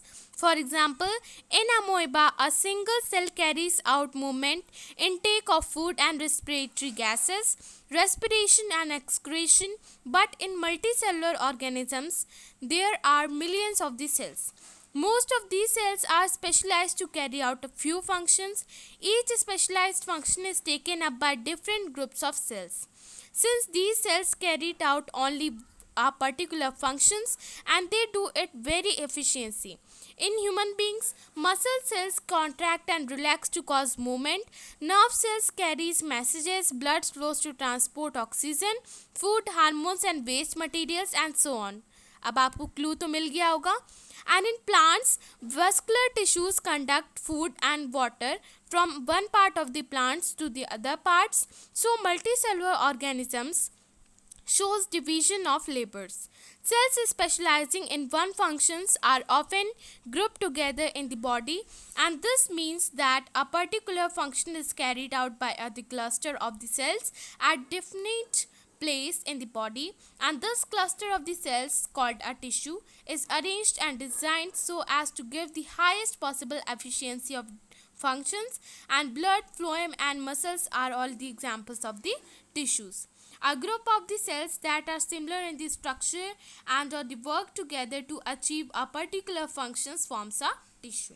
So अब आपको वो क्लू तो मिल गया होगा जो हमारे इंट्रोडक्शन में था इस चैप्टर के. Now let us look at this type of the tissues in some more detail. Okay? So the cells of connective tissues are loosely spaced and embedded in the intercellular matrix.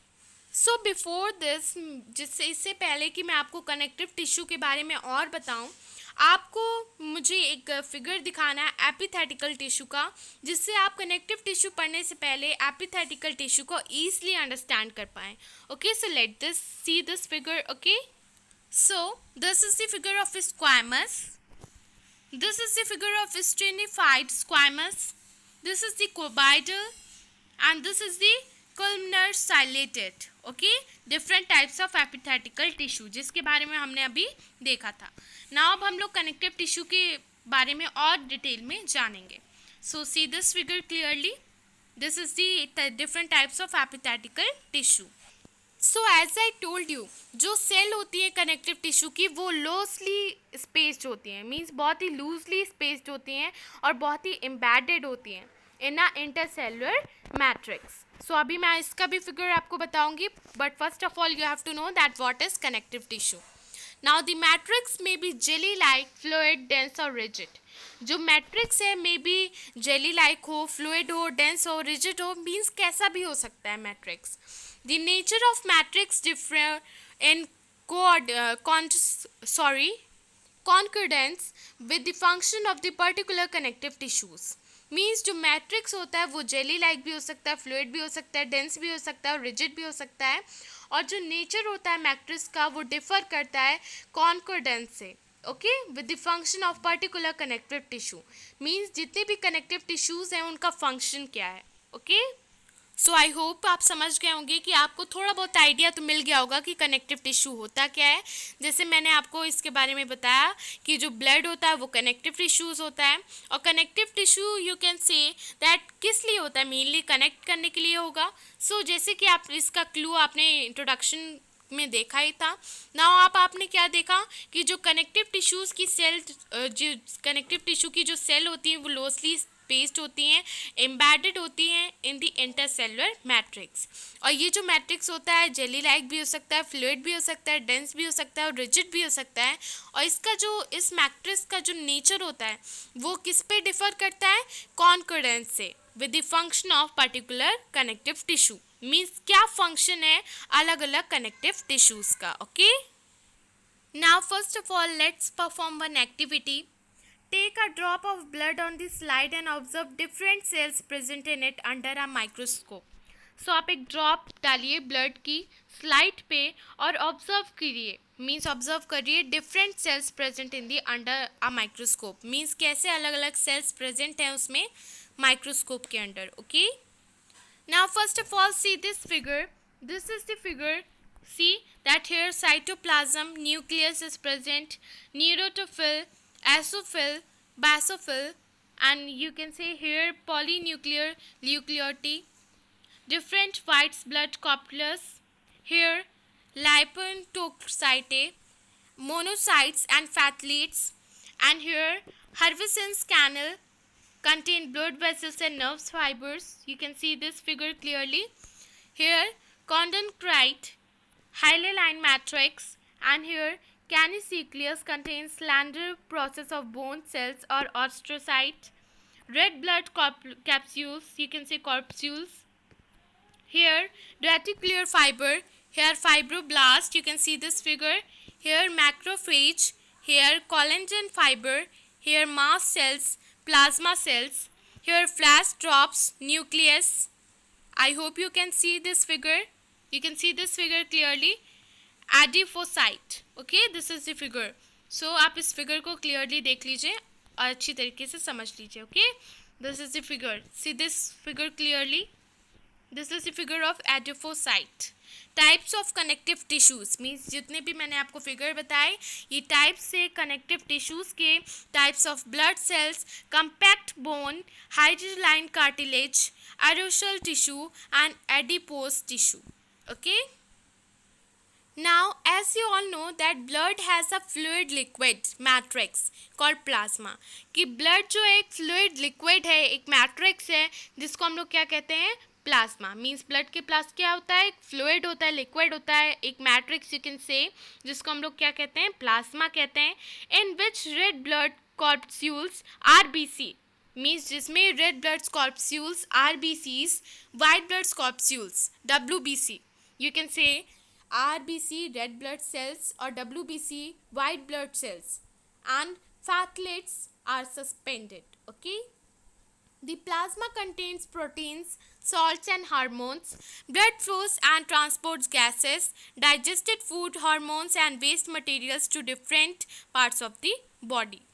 सो जो plasma होता है उसके अंदर क्या होता है, proteins होता है, सॉल्ट होता है, हार्मोन्स होता है, और जो ब्लड है वो फ्लो करता रहता है और ट्रांसपोर्ट ऑफ गैसेस करता रहता है. मीन्स गैसेस को ट्रांसपोर्ट करता रहता है, फूड को डाइजेस्ट करता रहता है, हार्मोन्स को और वेस्ट मटेरियल्स को, सब कुछ मतलब ट्रांसपोर्ट करता रहता है, जिसको जहाँ पर जाना चाहिए उसको वहाँ तक पहुँचाता है to different parts of the body. You can say. Okay, now bone is another example of connective tissue. You can say जो बोन है वो भी एक अनदर एग्जाम्पल है कनेक्टिव टिश्यू का. It forms the framework that supports the body. ये एक framework की तरह वर्क करता है जो कि हमारी बॉडी को सपोर्ट करती है. It also ensure the muscles and support the main organs of the body. ये जो हमारी मसल्स होती हैं उसे भी एंश्योर करता है और हमारी जो मेन ऑर्गन्स हैं जो हमारी बॉडी में प्रेजेंट हैं उन्हें भी सपोर्ट करता है. It is a strong and non flexible tissue. ये बहुत ही स्ट्रॉन्ग होता है और नॉन फ्लैक्सिबल होता है. Okay, what would be the advantage of these properties of the bone functions. So you know कि ये जो जितनी भी मैंने एडवांटेज बताई, ये जितनी भी इतनी प्रॉपर्टीज़ बताई बोन फंक्शन की, उसके क्या एडवांटेज है. Bone cells are embedded in hard matrix that is composed of calcium and phosphorus compound.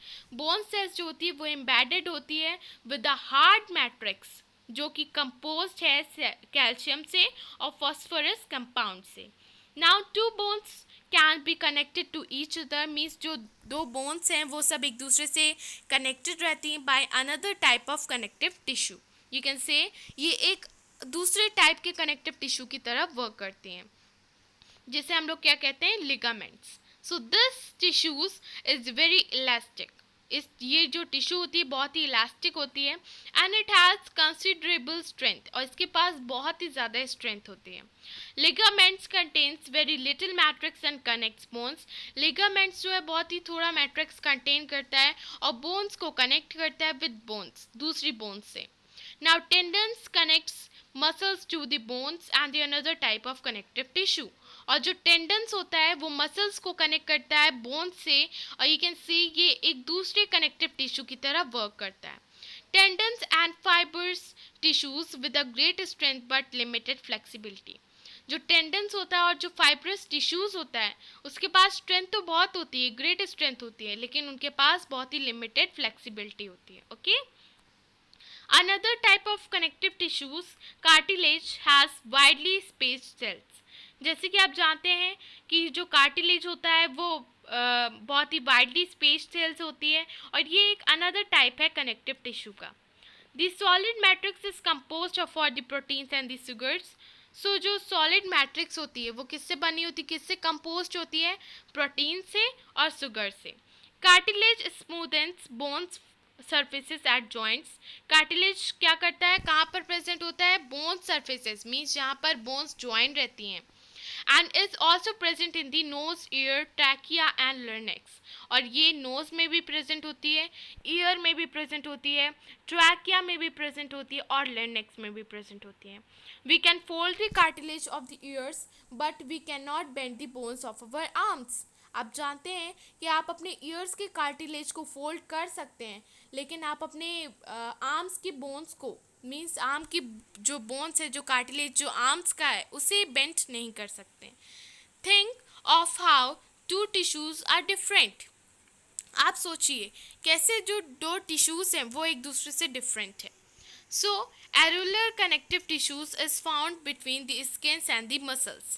So, जो areolar connective tissues हैं वो कहाँ पर found मतलब कहाँ पर मिलती है, स्किन में और मसल्स में, around blood vessels and nerves and in the bone marrow.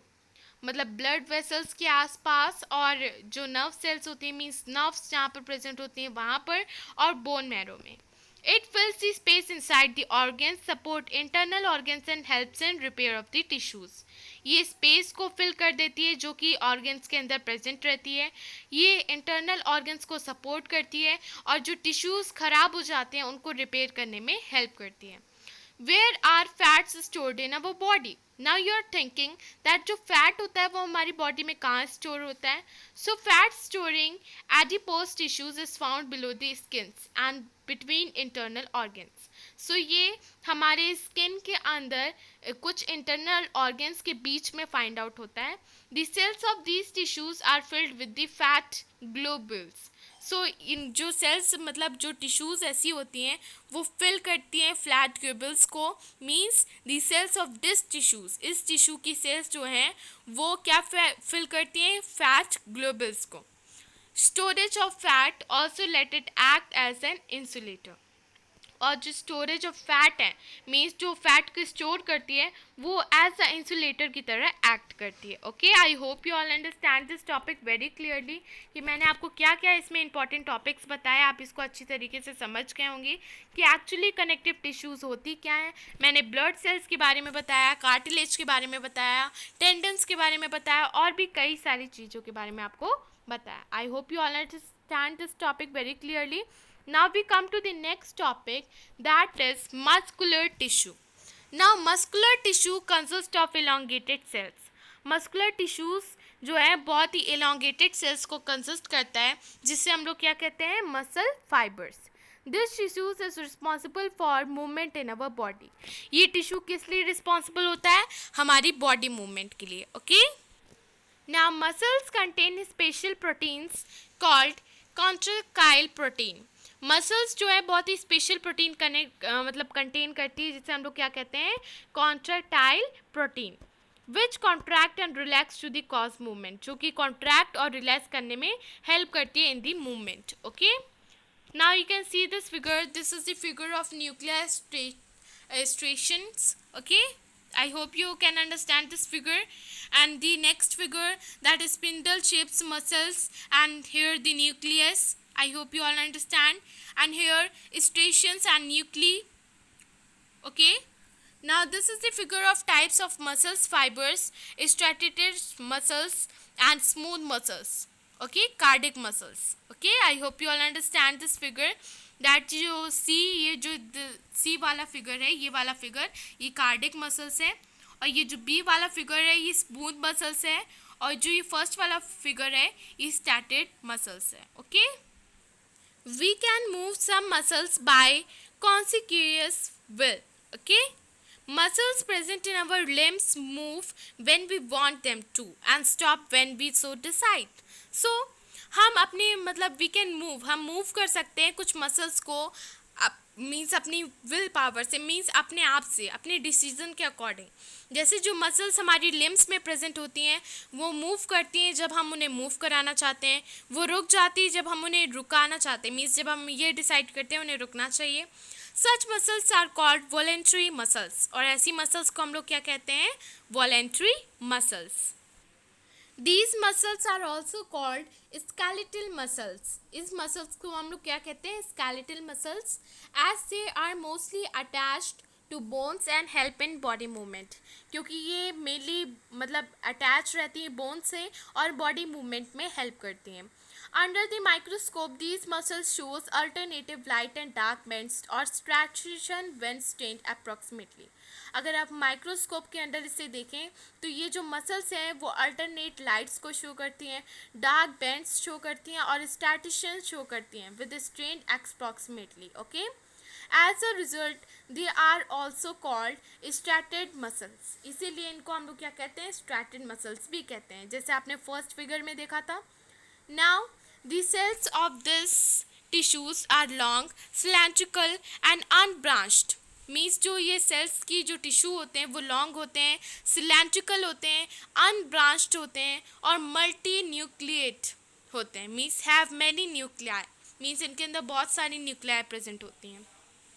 The movement of food in the alimentary canal or the contraction and relaxation of blood vessels are involuntary movement. So जो movement होता है food में, food in the alimentary canal, means जो movement होता है food में, alimentary canal में, और you can see the contraction और रिलैक्शन जो होता है ब्लड वेसल्स में, उसको हम लोग क्या कहते हैं, involuntary movements.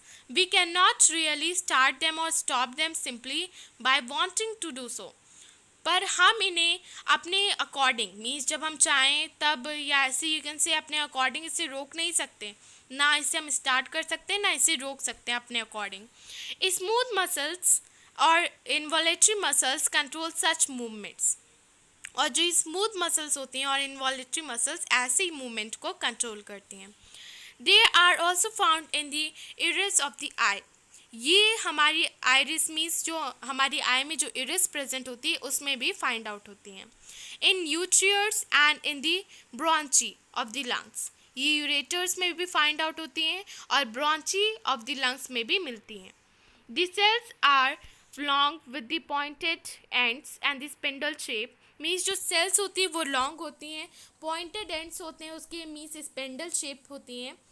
And uninucleate having a single nucleus, means इसका सिंगल न्यूक्लियस होता है. They are also called unsaturated muscles. Why would they be called that? So आप सोच रहे होंगे इसे हम अनसैचुरेटेड मसल्स क्यों कहते हैं. The muscles of the heart slow rhythmic contraction and relaxation throughout the life. जैसे कि आप जानते हैं जो मसल्स मीन्स जो हमारे हार्ट में होती हैं वो रिदमिक कॉन्ट्रैक्शन और रिलैक्शन को शो करती है. मीन्स ऐसा movement you can C contraction और रिलैक्शन मूवमेंट को शो करती है, rhythmic contraction and रिलैक्शन through out the life. These involuntary muscles are called cardiac muscles. ऐसे ही involuntary muscles को हम लोग क्या कहते हैं? cardiac muscles कहते हैं. Heart muscles cells are cylindrical, branched and unicellulate. और ये जो हार्ट मसल सेल्स होती हैं वो सिलेंड्रिकल होती है, ब्रांच्ड होती है और यूनिसेलुलेट होती हैं. Now I hope you all understand this topic very clearly that what is muscular tissue. इसमें आपने बेसिकली सारे टिश्यू के बारे में डिस्कस कर लिया है. मीन्स आपने स्ट्रैटेड मसल्स के बारे में डिस्कस कर लिया, स्मूथ मसल्स के बारे में देख लिया, कार्डिक मसल्स के बारे में देख लिया कि कौन सी मसल्स ऐसी होती हैं जो हमारे अकॉर्डिंग मूव करती हैं, कौन सी ऐसी होती हैं जो अपने अकॉर्डिंग मूव करती हैं. मीन्स हम चाहें तो उसे रोक नहीं सकते या चाहें तो उसे स्टार्ट नहीं कर सकते. Okay, so we are completed with this topic. Now let's perform this activity. Compare the structures of different types of muscular tissues.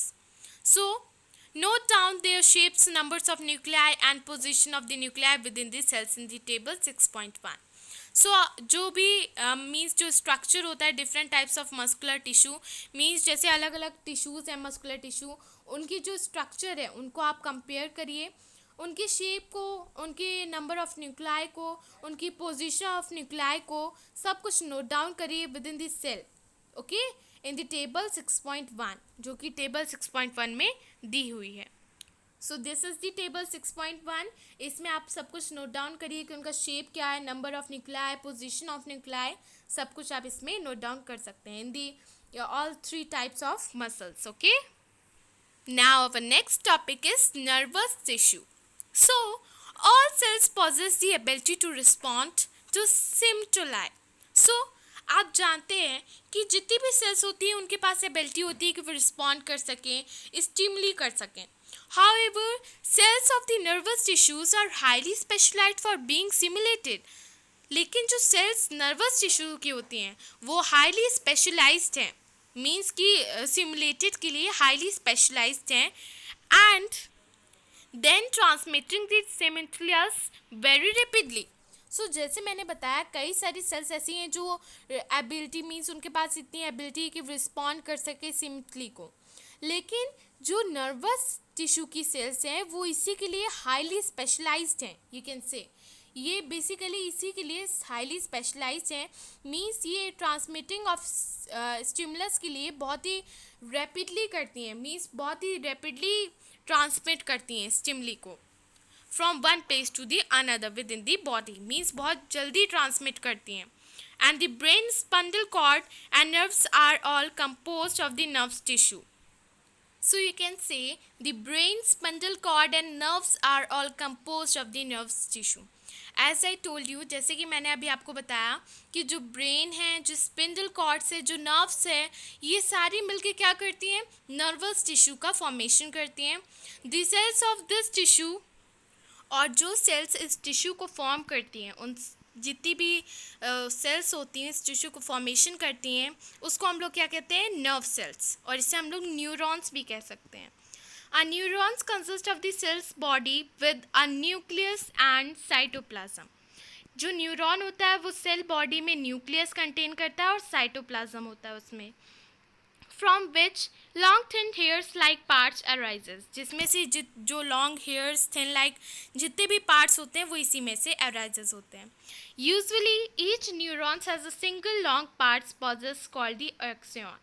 So usually जो न्यूरॉन होते हैं उसकी सिंगल लॉन्ग पार्ट होती है, means you can say this process is called axon. Single long part को हम लोग क्या कहते हैं, एक्सॉन कहते हैं. And many shorts branch part, और कई सारे शॉर्ट्स ब्रांच पार्ट भी होते हैं. उन्हें हम लोग क्या कहते हैं, डेंड्राइटिस। मीन्स लॉन्ग पार्ट्स को हम लोग, जैसे मैंने आपको बताया कि अभी लॉन्ग पार्ट्स को क्या कहते हैं, वैसे ही जो छोटे पार्ट्स होते हैं उन्हें हम लोग डेंड्राइटिस कहते हैं। Okay, so you have to know, means जितने भी सिंगल लॉन्ग पार्ट्स होते हैं उन्हें हम लोग एक्सॉन कहते हैं, और जितने भी शॉर्ट पार्ट्स होते हैं, कई सारे शॉर्ट पार्ट्स, ब्रांच पार्ट होते हैं, उन्हें हम लोग क्या कहते हैं, dendrites. Okay, An individual nerve cells may be up to a meter long. Okay, एक individual nerve cells 1 metre long तक लंबी हो सकती है. Many nerve fibers bound together by connective tissue make up a nerves. कई सारे fibres bound करते हैं, एक दूसरे के साथ मिक्स होते हैं, मीन्स यू कैन से ज्वाइंट करते हैं, और एक कनेक्टिव टिश्यू का फॉर्मेशन करते हैं as a nerves. So the single you can say the signals that passes along the nerve fiber is called a nerve impulses. So जो सिग्नल नर्व फाइबर की हेल्प से जाता है, मीन्स पासेस करता है, उसे हम लोग क्या कहते हैं, nerves impulses. Nerve impulses allow us to move our muscles when we want to. Means nerve impulses हमें अलाउ करता है कि हम अपनी मसल्स को मूव कर सकें जब हम चाहें. The functional combination of nerves and the muscles tissue is fundamental to most animals. जो functional combination होता है nerves और muscles tissue का, वो एक fundamental होता है, you can say most to animals. Okay, to most animals, कई सारे animals की तरह as a fundamental की तरह work करता है. This combination enables animals to move rapidly to response to stimuli. और ये जो combination होता है animals को जल्दी से move करने में help करता है, और stimuli को response करने में भी बहुत ज़्यादा helpful होता है. Now I hope you all understand that what is nerve tissue. Now see this figure here. In the middle, nucleus is present. Here dendrite is present. Here axon is present. Here nerves ending. And here cell body. It is the figure of neuron unit of nervous tissues. Okay, so जैसे कि मैंने आपको जो कुछ भी बताया कि nerves जो हैं वो इम्पल्सेस करता है, मीन्स अलाउ करता है हम जब चाहें अपनी मसल्स को मूव कर सकें. कई सारे टिश्यूज कनेक्ट होते हैं, और about 1 metre long nerve cells बन सकती है एज अ कनेक्टिव टिश्यू के तरह. So you can say that nerves tissue, you can say nervous tissue जो है वो भी एक कनेक्टिव टिश्यू का ही पार्ट है. Okay, now we are done with all the topics of this chapter, all the connective tissue and what we have learned in this chapter. So you know what we have learned in this chapter. इस chapter में हमने basically किसके बारे में पढ़ा है, tissues के बारे में पढ़ा है. कि पहला टॉपिक तो हमने ये देखा कि जो प्लांट्स और एनिमल्स होते हैं क्या वो सेम टाइप ऑफ टिश्यू से बने हुए होते हैं. उसके बाद हमने प्लांट टिश्यू वाला अपना टॉपिक लिया, जिसमें हमने मेरिस्टेमेटिक टिश्यू के बारे में डिस्कस किया. उसमें हमने एक्टिविटी भी कई सारी ली, एपिकल मेरिस्टियम, इंटरक्लैरी मेरिस्टियम और लेटरल मेरिस्टियम के बारे में भी बहुत कुछ डिस्कस किया. उसके बाद हमने परमानेंट टिश्यू के बारे में देखा, एक फिगर देखा जो था सेक्शन ऑफ स्टेम. उसके बाद एक एक्टिविटी भी हमने परफॉर्म की, और हमने एक फिगर देखा, कई सारे, means you can say that figure देखा various types of simple tissues. parenchyma, transverse section, longitudinal section, collenchyma, transverse section, longitudinal section, scalenchyma, transverse section and longitudinal section. और हमने उसमें सिंपल परमानेंट टिश्यू के बारे में भी देखा, परमानेंट टिश्यू के बारे में भी डिस्कस किया. आफ्टर दैट हमने फिर से एक्टिविटी को परफॉर्म किया और बहुत कुछ टिश्यू के बारे में डिस्कस किया. ओके, और कैसे ट्रांसपिरेशन टेक प्लेस करता है प्लांट्स में, यू नो. उसके बाद हमने कॉम्प्लेक्स परमानेंट टिश्यू के बारे में डिस्कस किया और फिगर देखा प्रोटेक्टिव टिश्यू का, और हमने देखा था ट्रैक्लीट्स, वेसल्स का, जाइलम, पैरेन्काइमा का और सेक्शन ऑफ फ्लोएम का. और मैंने आप सबसे कहा था कि मैं एट लास्ट आपको फ्लोएम और जाइलम का फिगर भी दिखाऊंगी. सो प्लीज़ वेट, एंड मैं अभी आपको फ्लोएम और जाइलम का फिगर भी दिखाऊंगी. Please wait. ओके, उसके बाद हमने एलिमेंट टिश्यू के बारे में देखा, एपिथेटिकल टिश्यू के बारे में देखा, और कई सारे फिगर देखे डिफरेंट टाइप्स ऑफ एपिथेटिकल टिश्यूज़ के.